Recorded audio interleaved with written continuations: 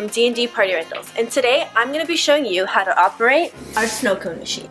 In order to successfully operate this Sno-Cone Machine, you will need some syrup, some cups, crushed ice, an ice scoop, a regular outlet, a water pail, and of course, the Sno-Cone Machine.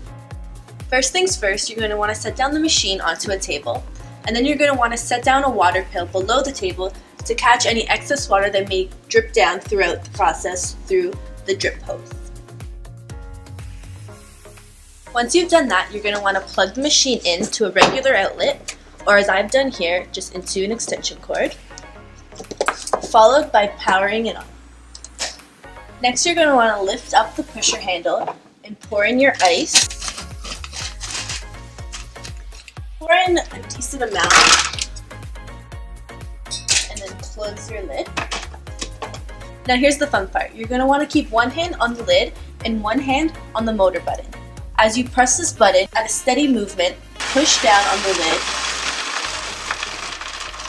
Now you're going to want to repeat this process until you have your desired amount of crushed ice.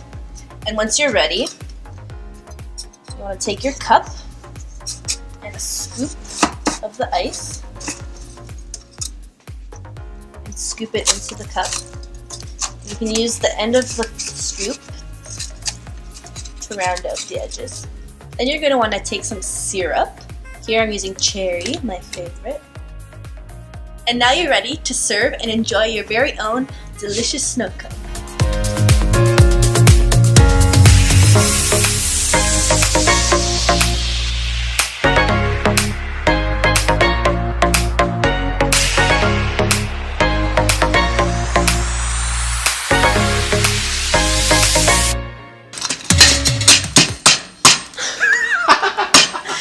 Fail! We're cutting that part out.